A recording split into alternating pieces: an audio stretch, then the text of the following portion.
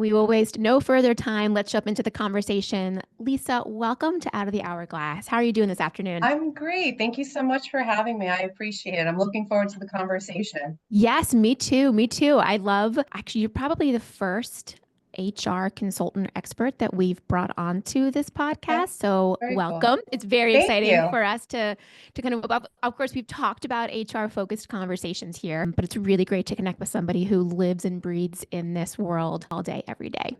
Yes. Before we jump into the heart of the conversation, for those who don't know you, can you just give us a little bit of a who you are, what you do, and where you're from? Sure, of course. So my name is Lisa DeMaria. I am the founder of Utopia HR Solutions. We are located in North Salem, New York. So that is about an hour and 20 minutes or so from Manhattan. And really the core of our business is to simplify human resources. It can be extremely overwhelming. Want to make sure, because it's an essential part of everybody's business, is that, it makes sense and to really simplify a complicated issue, right? And our focus is the small to mid-sized businesses. And we particularly love working in the construction space with trades. And the reason for that is because that is where I started. I started over 15 years ago in it was pest control and also courier and construction. So I have a love for the industries. And the true reason is because people are straightforward, right? We know where we Yeah. stand, we know what we need to do, and let's just simplify it and let's hit the ground running. And that is why we have this particular focus and we work all over the entire country. So we meet an amazing group of business owners, and this is why we're in this space, because we just love what we do. Yeah, it's so also unique for us to be able to connect because of the shared kind of industries that we do work with. Sure. And you work with a couple of our current clients here at Nolan Consulting Group, which is fantastic. So for me, it's always wonderful because it's you understand who our clients are. You're making those connections and also building those relationships and solving a pain point that we know that is so crucial for them in terms of business success For sure. overall. Absolutely. From all the work that you see that you've done and just being in this industry, Mhm. especially surrounded by trades, what are some of the biggest HR challenges that you see small businesses facing today?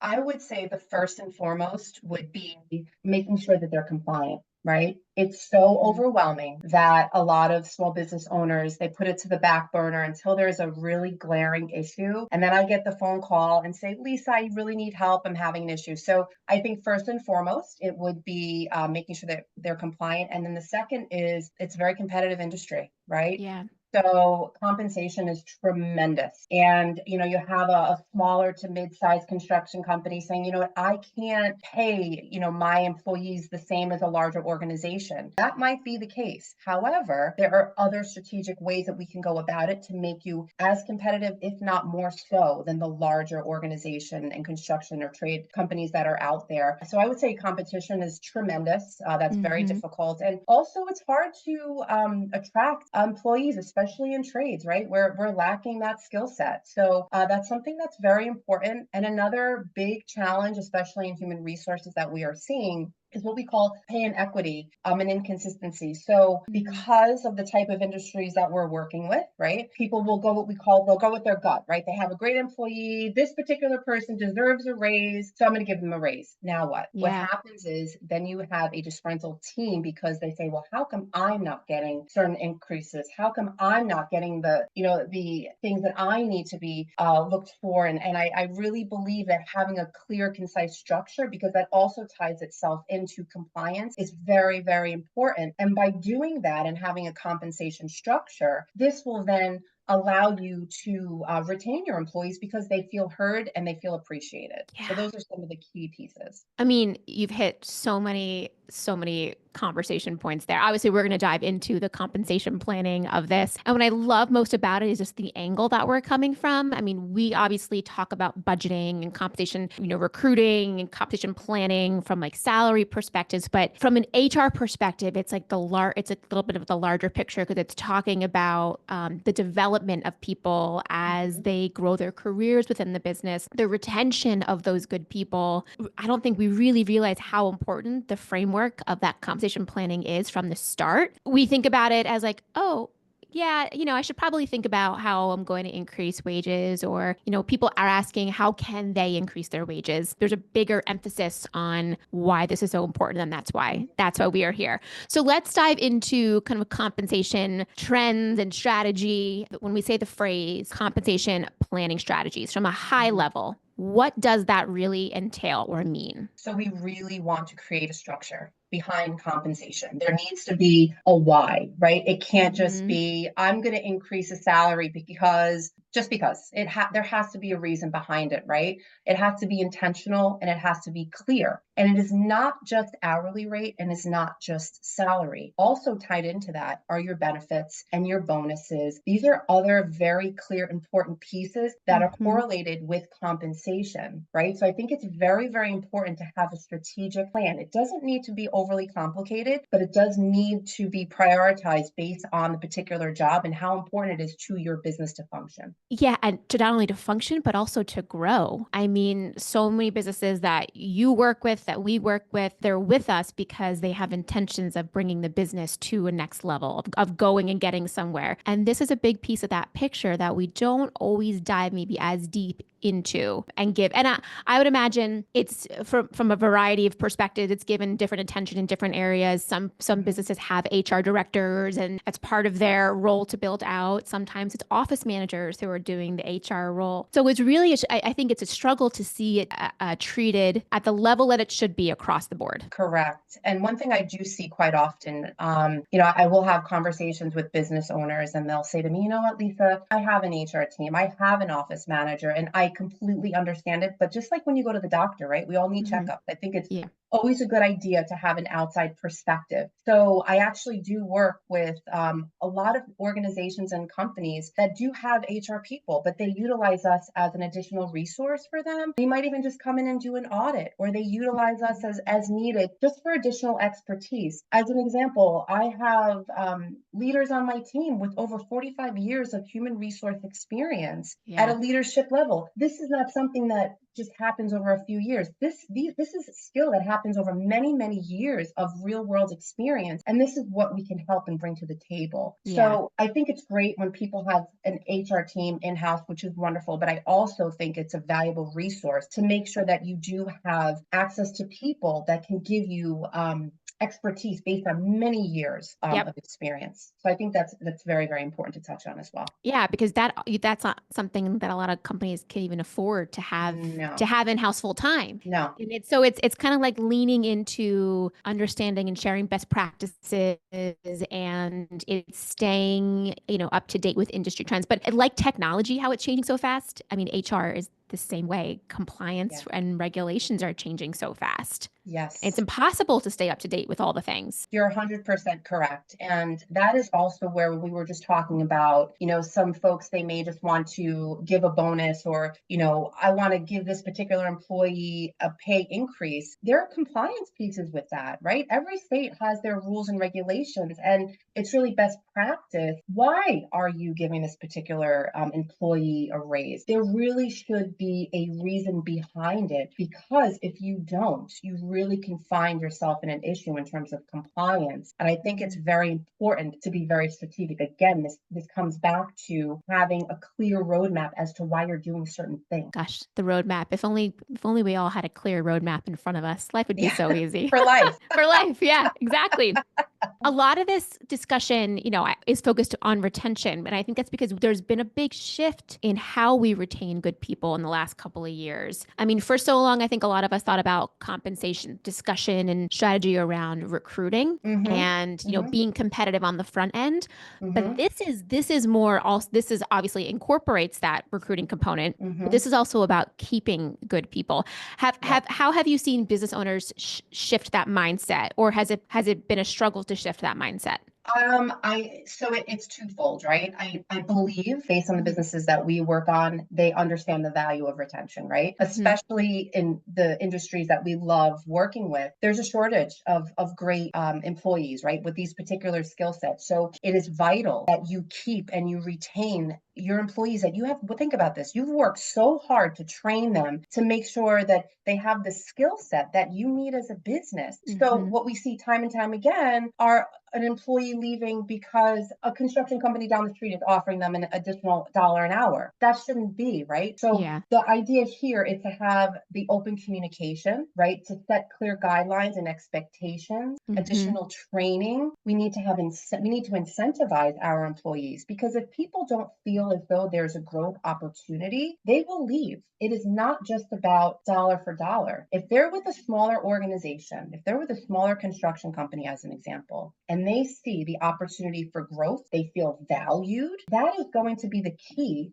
to keeping them Hmm. as an employee. It is not always about the money. It's a big part of it, but it's not Yeah. always the way. Think about it. Who wants to go to a job every day where you don't feel important and you don't feel valued? You have to build those connections. It's key for your success as a business. And I know it's very hard. We're all very busy, and we're all stretched super thin. Everybody is, and I understand that. But you know Hmm. what? It's so important to build those relationships, and this is where you're going to retain your people. If they see a career path, they're going to stay. They're not going to go to that other company for $1 more an hour. They're just not going to. What are some of those variable or incentive plans that you have seen companies implement, in addition to that salary or that wage component? Because it is tricky, but it sounds like you've seen companies do it and do it well. Yes. So, an example is, number one, you would really need to sit down and have conversations with your employees. What makes them tick? What makes them wake up every day and go, I want to go to this job? We might think, oh, just for,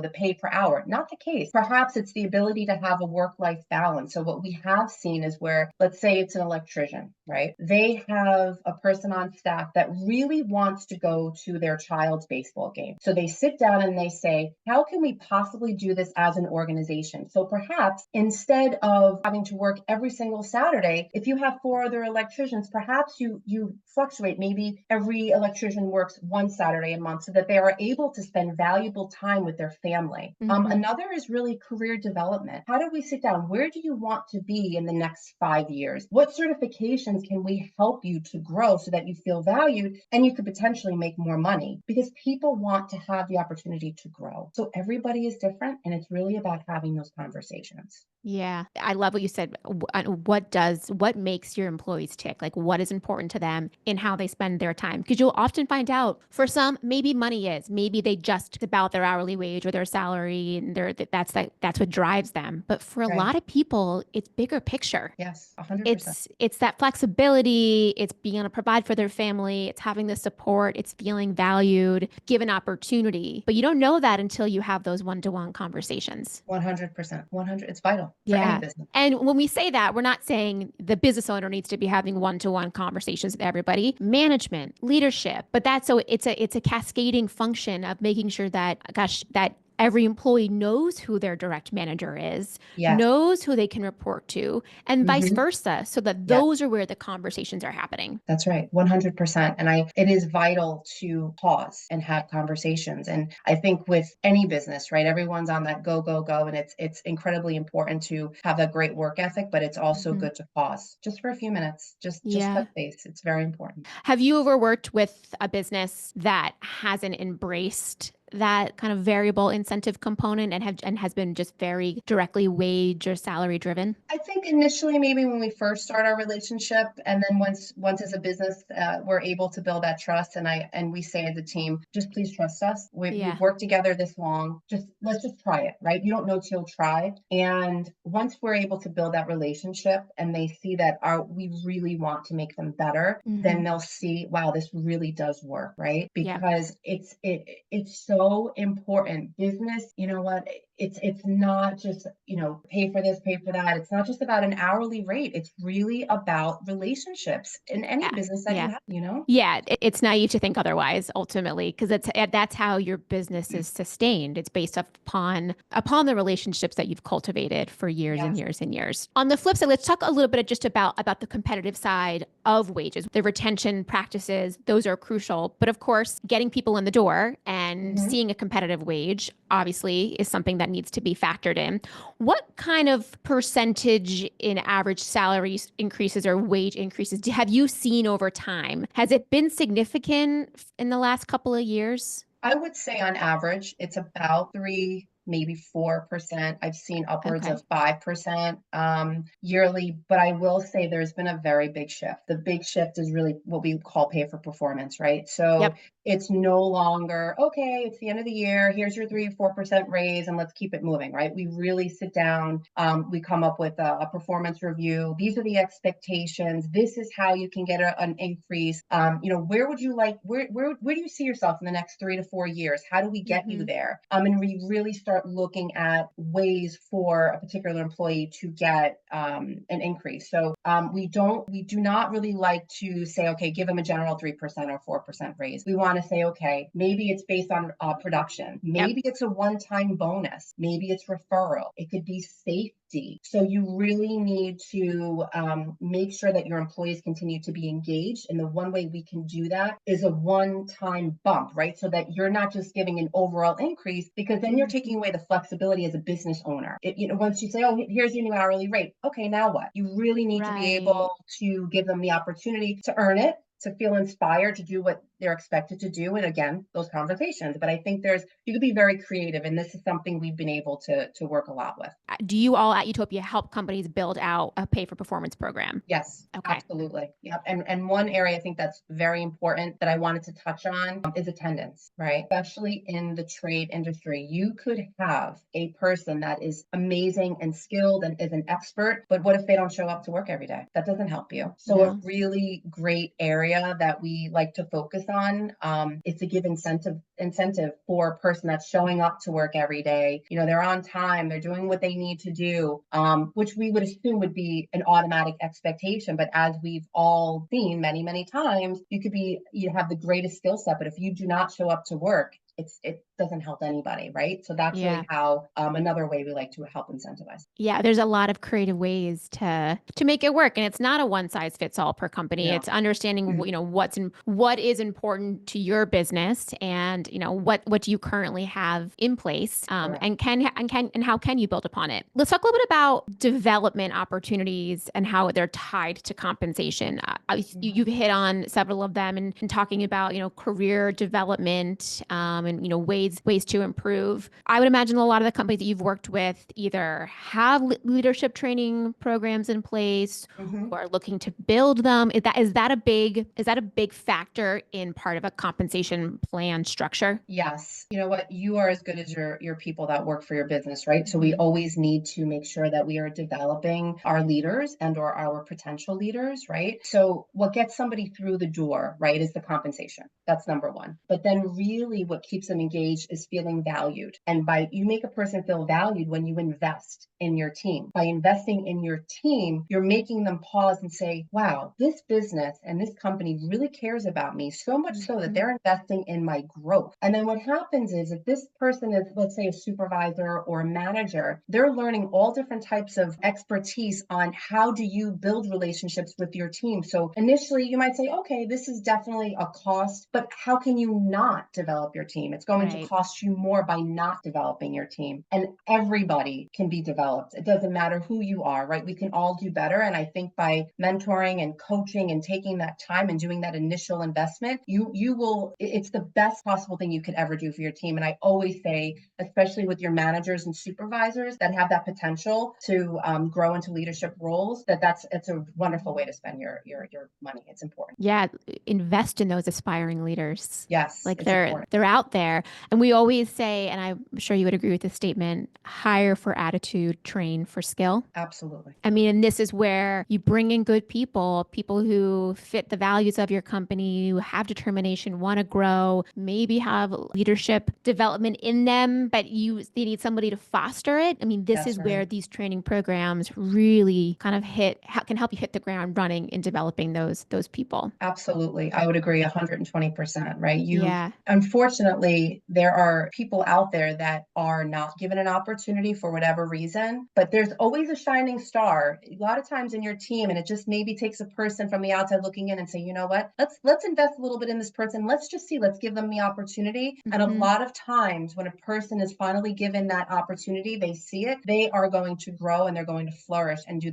everything in their power to be as successful and really do as much as they can for the business. So we need to really pause and look at what we have in our labor labor force and say, you know what, this person has potential. Yeah. And I give a lot of kudos to a lot of the clients that we work with. They really foster that perspective and are really focused on, bringing on apprentices that can grow quickly. Yes. Because there is that drive to learn and to develop, but it's really hard to do that if you haven't put in a structure of how to improve. And it's not even, we see a lot of companies, they use a learning pathways that Nolan Painting developed, and then have then customized it and made it their own. Mhm. The training program is there, but the onus on or responsibility in completing that really falls onto the employee themselves. They're Right. given the tools and the resources and the opportunities to grow, but they need to share that responsibility of actually kind of owning it. I would agree with you 100%. And, I think it's vital to make sure that you have that support system. And sometimes we all need a little nudge and say, okay, how are you doing with your training? How can we sit down together? How can we collaborate? Is there a reason why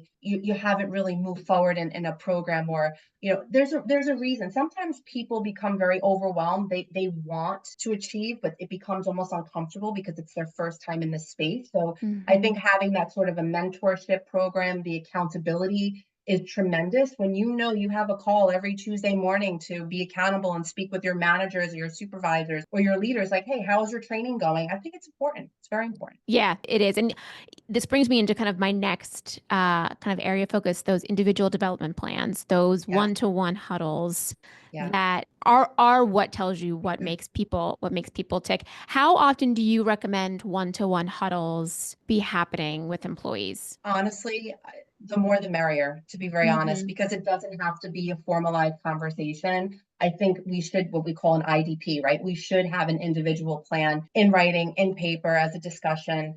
So that should be something that's clear and concise. But I would also say, once that is put together, you know what? Every couple of weeks, every week, every month, hey, let's sit down. How's it going over coffee? It doesn't have to be a very formal conversation. It's just really checking in. And by checking in, you can really start to see what's going on, right? Body language is key, right? Somebody could be like, I'm fine, but they're not fine. So let's go have a cup of coffee. What's going on? How can I help you? And a lot of times it's something that might be overwhelming an employee. It could be a schedule issue, right? And if you're able to help them, you can help their growth, and it keeps them from being overly overwhelmed, right? We want to have those Yeah. conversations. And for the employee, it just really shows that the company is invested, right? They're not just a number, they're invested. And then as a business, you really start to know your employee. What do they need? What do they want? What are they looking for? And once you have those key elements as a business, then you can grow, because you can sit down, about every single employee, what are their challenges, what are their strengths, and how we're working together. What this brings to light for me, and not necessarily kind of on the track, we discussed, but the importance of having good managers in place. It's Like essential. this, because the business owner or management team can have this drive to be doing exactly what you just said and be creating a company where everybody feels like they are play a vital role and that they're being heard and they can develop. That's all well and good until you actually have layers of management.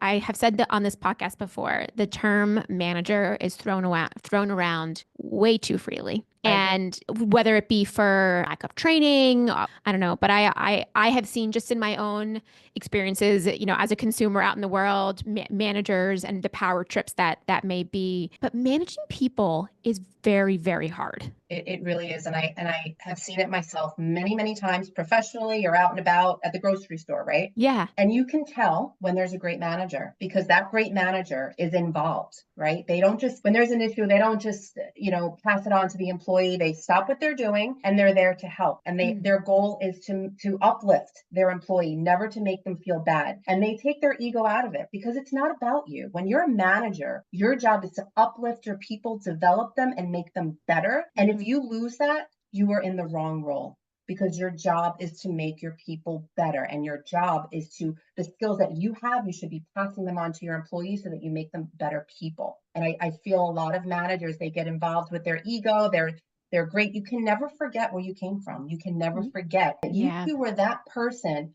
whether it's behind a cash register or you walk through the door and it's your first job. It's very overwhelming. Your job as a manager is to make it as seamless and easy as possible, because then that transcends to the business and how you're customer has an experience, right? And I feel as though managers need to stop and they need to remember where they came from, and everybody needs Mhm. to do that. Have you ever, in kind of going back to the pay for performance questions, have you ever seen a PFP built around the activities of a manager in having one-to-ones with their people or developing people? I have. So we have done surveys to see Mhm. how employees feel about the culture, if they feel as though they're getting the support that they need, and then managers are held accountable to that number. And then if it's not where the expectation is, then we have conversations with the manager, because as we're keeping our employees accountable, we also need to keep our managers and Yeah. supervisors accountable as well, and make sure that we are, as a leadership team, making sure that they're getting what they need to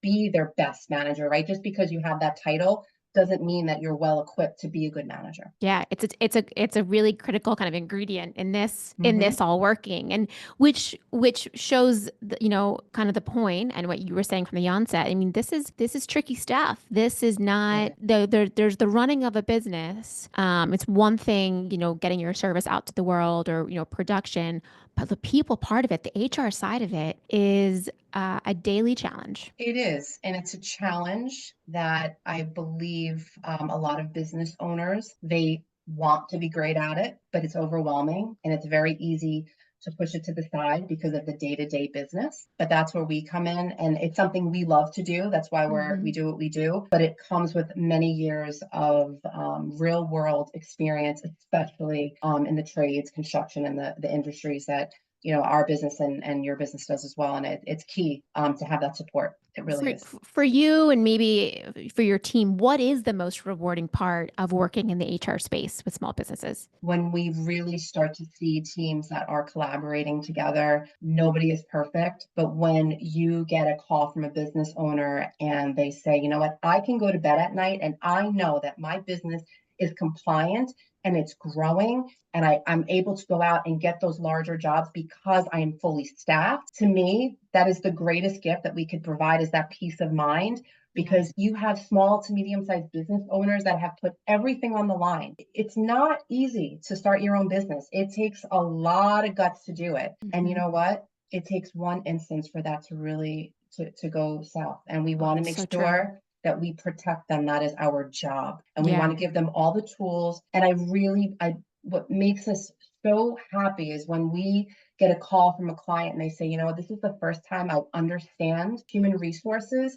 I can implement it. It's not overwhelming, and I feel supported. And I say, you know what? That is the greatest gift that we could give to you, because now you can truly function and you know how the back end of your business is really working. It's very important. Yeah, it goes back to control your controllables, Yes, right? I yes. mean, if doing all the things to be compliant and to be having the frameworks and structures in place, there's always going to be Of problems. People course. are Of course. complicated, the world is complicated, things are going to happen, but it's where you doing your best to protect yourself. That's right. How does kind of going back to kind of some strategies in general, either whether it's recruiting or the retaining benefits from PTO, medical, healthcare. What are some unique things that you have seen companies kind of deploying as part of their benefit strategy that make them look competitive? So, every business has a budget and they need to be realistic in their budget. However, I would say when they're able to have some flexibility in their schedule, that's number one. Perhaps offering a 401k package. There are a lot of different, we have partners as well that, what, Hmm. you could have two employees and they will offer a 401k package that is cost effective for the business, but also it excites the employee because it says, hey, you know what? We care about you. We care about your future. Hmm. We have options, and it's all about giving the person options, right? Other areas could be free training programs, right? It doesn't necessarily have to cost money. So it could be a local workforce program might have, a small trade class that you could put in there you know what, we want to see you grow. We want to help you. And this could be for your more of your entry level employees, where you would spend your money on your management team, but even your entry level employees, there's a lot of free opportunities there where they can learn and they can engage and feel that you care, but it doesn't necessarily have to cost a lot of money. So those are some benefits that I feel are very strategic, do not cost a lot of money, but it also shows, hey, this employer really cares about me and my development. It almost would be cool to think about, this is what we offer now, but like as we grow, as we think about being able to invest more and more in this space, like and this is from a business owner, on a planning Mm-hmm. perspective, what are those additional creative benefits that we could consider adding next year or the year following if we budget Mm-hmm. for them and we're hitting goals? That's Mm-hmm. part of compensation planning. You might Sure. not be able to do Sure. it now, but I mean, now in 5 years from now could look so different. That's right. That's right. And I think that's where creating that roadmap, right? This is where we are. Yeah. This is where we want to go. And then this, as an employee, this is our intention for you to be within the growth, right? Because it shows that stability. Small businesses, it's very challenging because you feel as though, oh, I can't afford to pay my employees top dollar. You can afford to sit down and have those conversations and say, this is the growth.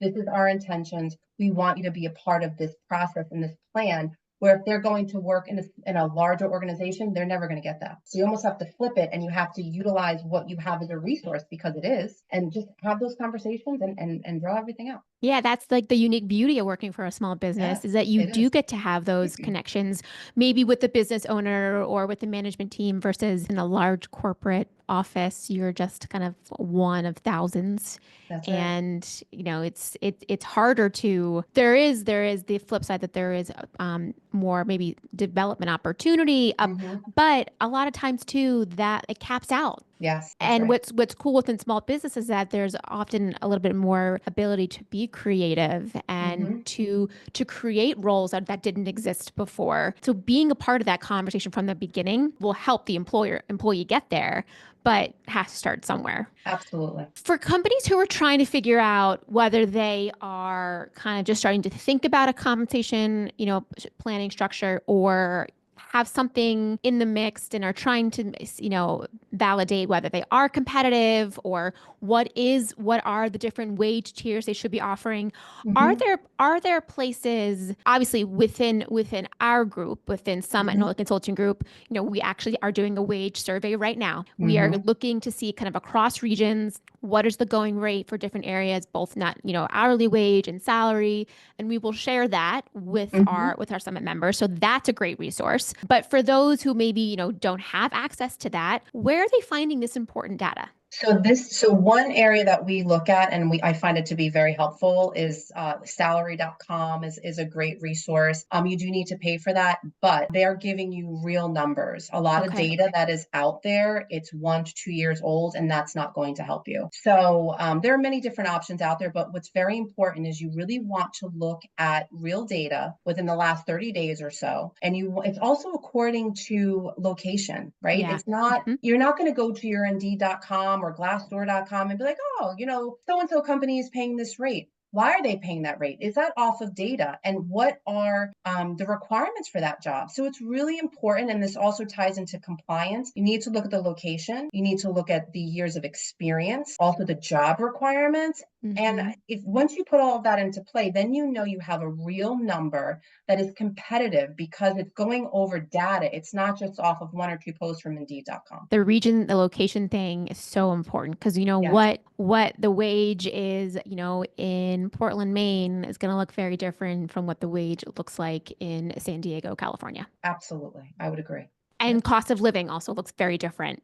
And Yes. it has to be factored in. Companies who are trying to put this all into practice, Hmm. or trying to invest in the training, obviously they want to be able to see that that it's working, that there's a return on Hmm. this investment, that there's a reason why they've been leaning into putting this planning structure in place. Are how does a company know if this is working? Are there metrics that should be tracked? Things to look out for? Absolutely. So key metrics are very important. And for us, we have a specific list that we like to look at. And, some business owners might be overwhelmed. Like, I don't have, an HR technology platform. It's Hmm. great to have that, but it's really simple. You have an Excel sheet. And some of the things that you want to look at are retention, right? How long in general am I keeping my employees? And you could literally put a list together according to different types of roles that you have. Also, time to fill for open positions. Uh, So you might say, okay, I'm looking for general labor as an example. How long is it taking me from start to finish to fill that role? And this is a very important number because this is where you'll see how important retention is. Because mhm. why would you not want to retain instead of going through all the costs of trying to find a new employee? It's very expensive, right, to do Yeah. that. So you want to make sure you have that data, especially in your key roles. And then also different areas of training. What trainings are your employees completing, if any, right? How do we enhance and tell our employees, hey, let's start, training program. How do you remind them? Who's taking the training? Who is not? Why are they not doing that? Maybe they Yeah. don't understand it, or maybe they need a friendly reminder, every weekly meeting. So you want to look at those types of metrics too. And then productivity. And so when you're talking about productivity or job completion, is productivity higher amongst new employees, or is it your employees that have been with you for a while, but their productivity has increased because of different trainings or expectations or bonuses, right? So these are some really key elements that you're putting in all these effort, especially when talking about compensation, right? You want to come up with some of these key metrics, keep some notes, keep an Excel sheet, and you want to revisit this data often just to see if all of your efforts are actually working. And if they're not, then we need to tweak them. Yeah, like, is there a level in which an employee reaches that you are seeing that turnover start to happen? Like, maybe you've really mastered the certain levels, but once they hit, I don't know, some kind of leadership or managerial status, we're not seeing ourselves as competitive. We're not doing enough to support managers and training. So Mhm. to really almost like be able to pull it all apart is very interesting. The training one in particular, what trainings are working, what's not even being utilized at all. That's right. And another very key piece that I want to touch on is, growth from within, right? Are you promoting internally, or are you going from the outside to bring in, new talent? Let's really look at, we're talking retention, right? Let's look at Yeah. how do we develop our employees to then grow them into those leadership roles, right? Talk about, growth and retention. People are always watching, right? Your employees are always watching what you're doing. How great is that? They go, wow, you know what? They really care about us and our growth. Look at this person. He started 10 years ago as a laborer, let's say, general laborer. Now he's a supervisor or a Mhm. manager. That's enticing and that's exciting for anybody because it shows care and it shows loyalty and development. And these are crucial to a business. Yeah, we love those kind of stories. I mean, Absolutely. that is a true success when you have, like, again, you've identified from an early stage that that person has potential. You hired for attitude, you trained the skill, and Mhm. the tools were there, and they took the opportunity to flourish, which is fantastic. Similar to kind of finding, the wage, industry trends on wages.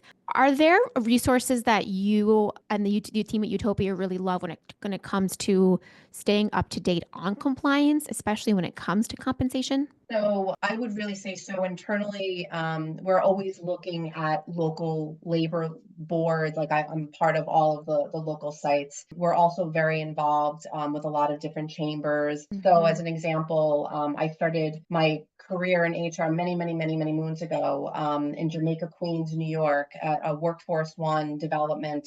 It's run by New York City. So being really involved in a lot of these different programs and having those relationships allows us to stay up in front and center on what's going on in the trades world. Especially, let's say you need a specialized driver, right? Not easy to find, but we're very Hmm. involved with these different types of organizations to make sure that we know what's up and coming, what's going on, because things are changing constantly. Yeah. Recently, there was a law that changed in Rhode Island that you needed to post a different veterans poster. Who would know? You wouldn't know, like, random things, but because we're so heavily involved in a lot of these different states and organizations and even Yeah. the local groups, you start learning about these things. Do you we were talking a couple weeks ago when we were first interacting about this podcast, Sure. certain states being a bit more complicated than others, California famously known for that. Massachusetts slowly growing in that Hmm. direction as well. Do Yeah. you foresee that continuing to happen? What made and you might not have the answer to this, but like, why has Massachusetts like gone in that direction? And are other states, do you think, going to follow? So the answer is yes. Okay. You're seeing a tremendous change. Everybody, like New York with the sexual harassment training, Hmm. Rhode Island, the same thing. Everybody, they want to make sure that they're, especially pay equity, right? They want to make sure that everybody is being treated fairly. So every day I'm getting notices every single day. Oh, this state is, they're going to be implementing this policy, and the list goes on and on and on. I mean, it's tremendous in terms Hmm. of the different rules and regulations that are being implemented daily. It's not even yearly, it's literally daily. And then what happens is something is implemented, and then it's taken off the table because of legislation reasons, and it's constantly back and forth, and you have to make sure that you are up to date. And as a small business owner, that's almost impossible if you're trying to run the day to day. It's too much. It's too much. It's literally too much. Your brain cannot handle all the things. No, It's too impossible. many things. Yeah, too many things, too much noise. All right, just to kind of to wrap this up, for those who are just starting to formalize this planning structure, what is the base level place to start? How do you even begin? So you really want to start with structure. Take the emotion out of it. It's very Hmm. difficult to take the emotion out of compensation because we all build relationships, right? But you Yeah. really need to look at your key roles, your key positions, and start that way, right? So you're going to look at the compensation, you're going to look at it, take the emotion out of it. And then you want to link to pay for value, meaning how are your people performing? It's you should be paying pertaining to performance. It should not necessarily just be a salary or hourly wage. You want to really sit down and think about, how do I keep my people engaged? It doesn't necessarily have to be this overly complicated issue. Sit Hmm. down, have basic conversations Hmm. with your employees, have conversations, what they like, what they don't like, how can we help you, right? So I think the conversations are key, and try to simplify it as much as you can. Try to simplify a really daunting but important task for your business success. Yes, and Yeah, also don't go it alone. You need support. you do. Like Nolan Consulting, like what we do. You need support. Nobody is an expert in everything. We sometimes think we are, but we're really not. And we want to make sure that we're getting the right support, right? Hmm. Because it's very difficult. It's very Yeah, I difficult. mean, it's like when we're saying to a CEO that, when they're hiring for their team, you need to hire people who are smarter than you in Yes, different functions of the business. yes, You need to hire somebody who is an expert or smarter than you in HR. The same with financials and a controller or an hmm, accounting manager. I mean, one person does not have the strengths to succeed to cover the entire organization. no, and that's something that we really pride ourselves on as a team. Is every person that's on my team, they have a particular skill set, and we all bring something great to the table, because not Hmm. one person is going to know everything about everything. Even in Yeah. human resources, everybody has to bring something different to the table. So that's very important. If listeners wanted to connect with you and, Utopia and folks from your team, what is the best way for them to do that? So you can go right onto our website. It's utopiahr.com. You can even email me directly. I'd love to help you, even if it's a quick 15-minute conversation. Happy to chat. It's no problem. So it's Lisa, Lisa at utopiahr.com. Fantastic. And we will be sure to link that email as well in the episode description. Lisa, this was great. I hope to have more conversations in this I'd love space to. with you because this is kind of just one of those areas that continuously needs to be discussed. You said something at the beginning that the focus on HR tends to be kind of retroactive. Something happens, not compliant, and that's, when things get into gear. It's the same thing with safety. We see that all the time. Hmm. The goal of this podcast is to keep being able to put forth kind of this type of conversations and information so that owners are thinking about the importance and it's on their radar and they have connections, like yourself in Utopia. Yeah, Uh, I agree 100%.